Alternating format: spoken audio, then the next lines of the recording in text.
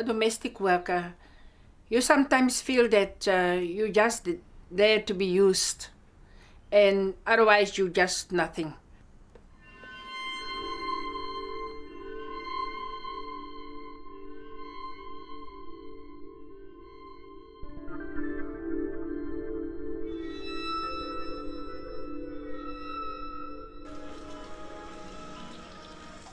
You're alone, you got no one to speak to at night.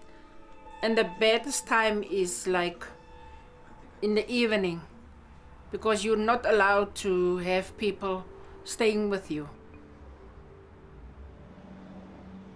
You know, sometimes, like last Sunday, I didn't go anywhere, and I was just there. And then I was watching the 9 o'clock Sunday morning. I was listening to the gospel. Now I've been listening to the gospel, it was very touchy. And then I start crying because of the pain, you know. And sometimes the loneliness is that when you go back to work, you don't feel like speaking. You just become silent. In your own world, you just do the work, but the pain sits here. And sometimes when you go to bed, it is so painful. And sometimes the treatment that you get, you know, it hurts so much. And that is what most of us sit tonight alone, because no one is allowed to come and visit. So you must just be the person who works for them and no one else on the premises.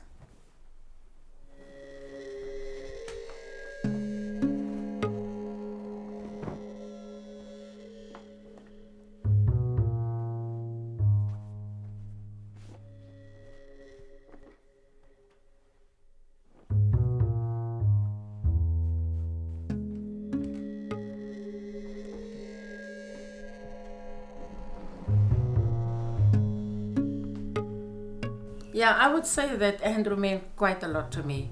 You know, when Andrew was small, Andrew was a very easy baby. It was a pleasure to look after Andrew. Since he grew up, Andrew was such a disciplined child.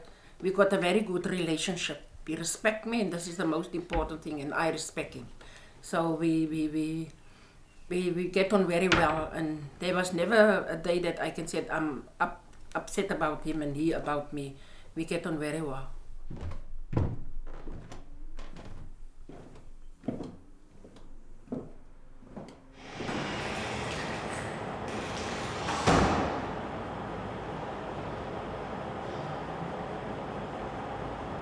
I came to this clinic 10 years ago with Andrew, and it reminds me today sometimes when I actually look at him. And I cannot believe that I have to carry this little bundle on my arms to the clinic. As I entered the clinic the first day when I have to bring him here, it was just a strange feeling, bringing the child here and sit and wait for the nurses to come and speak to me and take Andrew for his injections. Today I recall the day when Andrew had his first injections, how Andrew was crying on my lap. And then I was also nearly in tears because this is not my child. In the clinic also in Harfield, I didn't see any colored person there or whatever, or an Indian or a Muslim person. It was only for whites.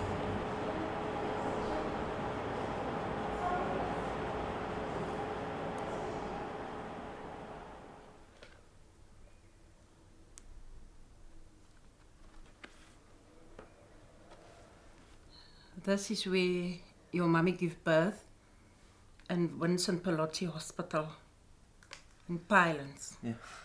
This is the day when you were born. And you were so small, so I put you right into the bucket, and then I was carrying you around the house. It was quite fun. Your daddy was always around. Well, Auntie Hester's not like our domestic worker, she's more like family now. She's just been with us for so long.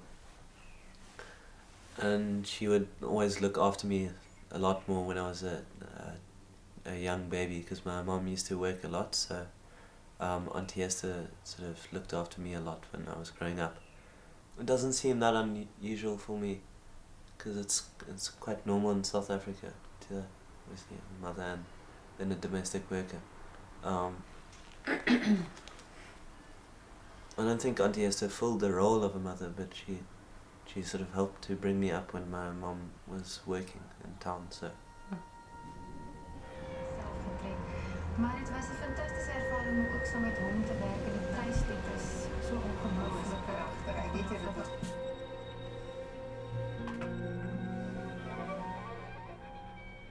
I've got a son, and he was growing up with my mother. And you know, as a mother and a worker, it's everyone's and every woman's wish to see a child growing up. I didn't see my son growing up. I didn't see him start walking. I didn't see him crawling, because I have to leave him when he was a tiny baby. It was tough to leave that small child there, and you know that child needs your attention as a mother.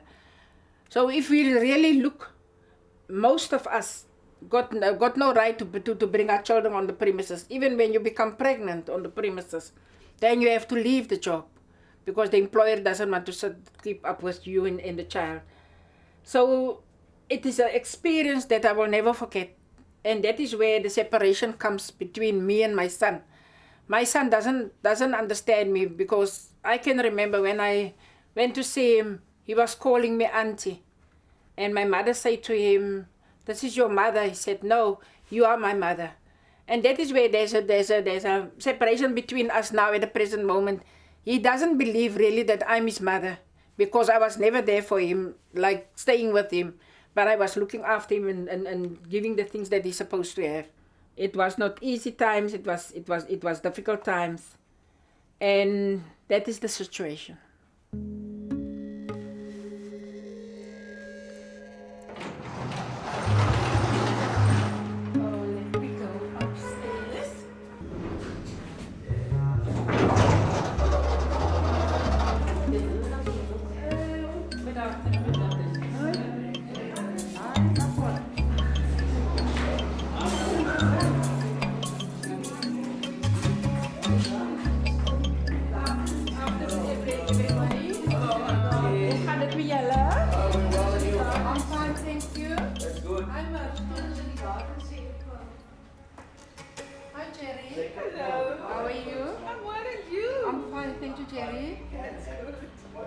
I became a member of the Domestic Workers Association, 1984. My employees didn't want me to speak with the other workers on the phone, so my boss used to say, "This is my phone and I pay rent for the phone and I pay for the phone." And then I said to him, "I think it's better. They apply for me for a phone, I will pay my own account."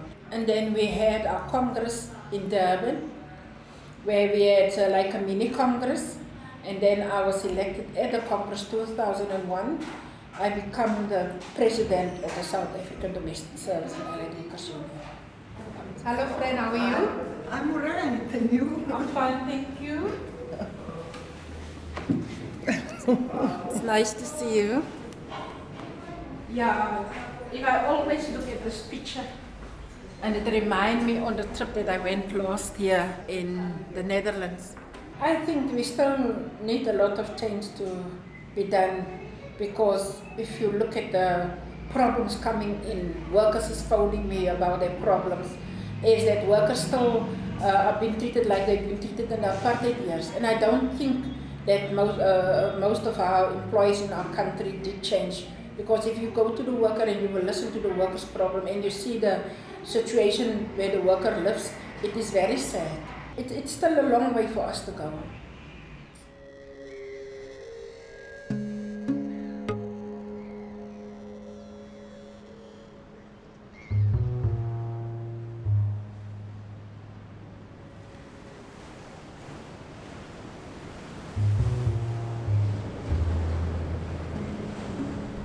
I feel okay. And I feel very much, as a domestic worker, proud of myself for what I gained in life. And that I am not that kind of a person who says that I want to mess up my life. I always say that I want to move forward, and maybe on the other side of the mountain there's greener grass. And as I move forward, I want to become somewhere before I die, and not remain as a domestic worker all the time.